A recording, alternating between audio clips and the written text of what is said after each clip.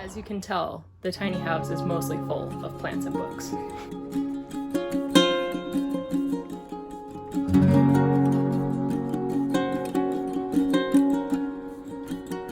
Woo! All right, everyone, welcome back to our channel. We're doing a tiny house tour today. Come on in.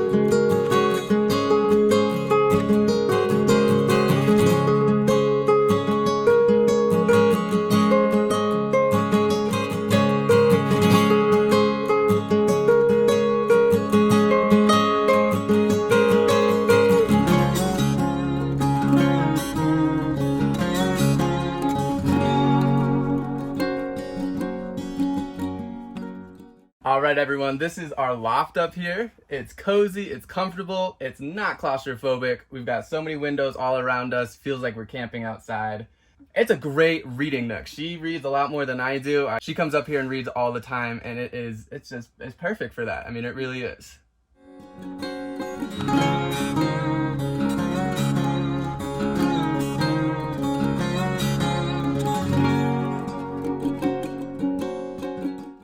All right, everyone, this is the tiny kitchen. It's actually not that tiny. It's like a quarter of our house, and it works perfect for us. Working in the industry, been cooking all my life, and for me, having a tiny house kitchen was at the top of the list. I can stand in one spot, cook anything I want with ease.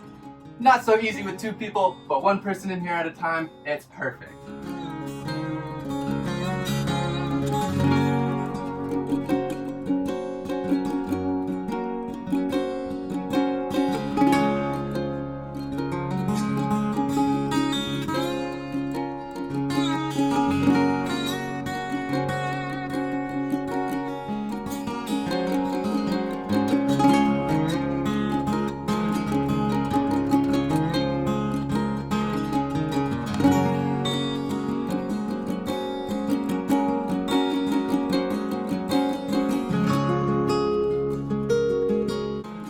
Favorite features about the house is just how many windows there are. It's a tiny house, but it never feels tiny just because of how many windows there are, and it gives us a beautiful view of the garden and Cali frolicking about. So it's just really nice, and it feels nice and open. All right, everyone, I hope you enjoyed the tour of the tiny house. I built this thing 4 years ago, and it did not look like this when I first built it.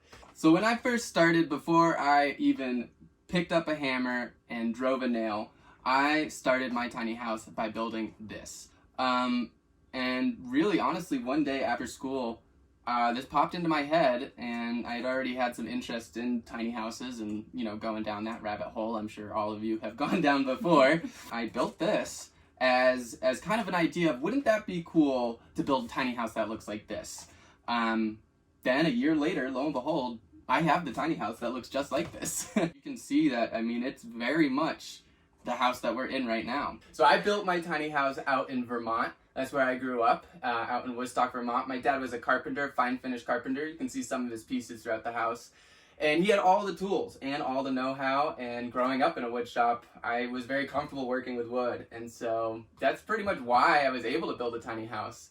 But when I built it out in Vermont, I only built the shell. And then when I moved out to Colorado about 4 years ago, I started to build the interior of the house. And I built the interior of the house, everything that you see here, the cabinets, the bench, the desk, built that all off of solar energy.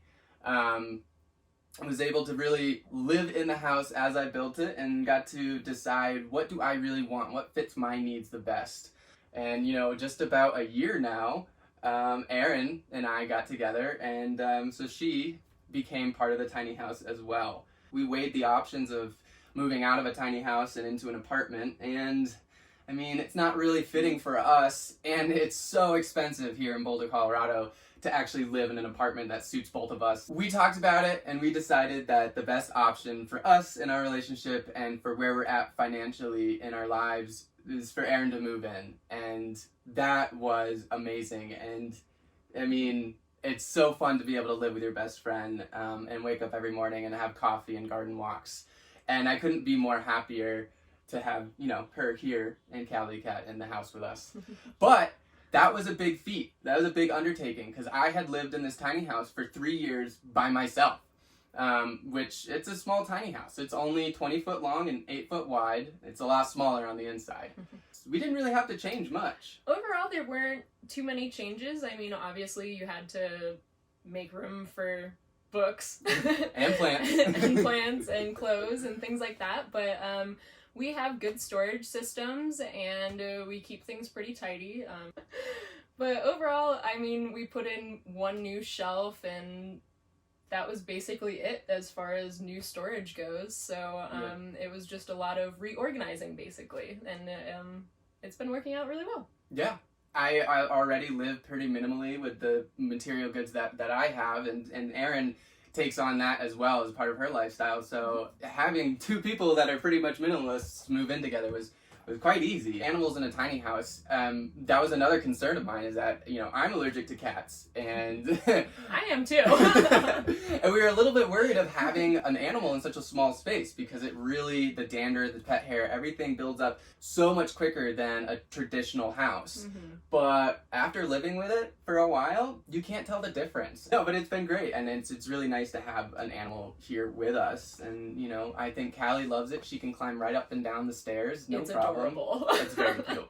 All right, everyone. Thanks so much for taking a tour of the tiny house with us. Really enjoyed having you here. Don't forget to like, comment, subscribe. If you have any more questions about the tiny house, put them down in the comments below. We'd love to answer them. There's a lot of little quirks and little systems that we put in that we live with day to day, so we don't think they're that big or that cool. But if you're ever wondering how something works or how we deal with something, let us know.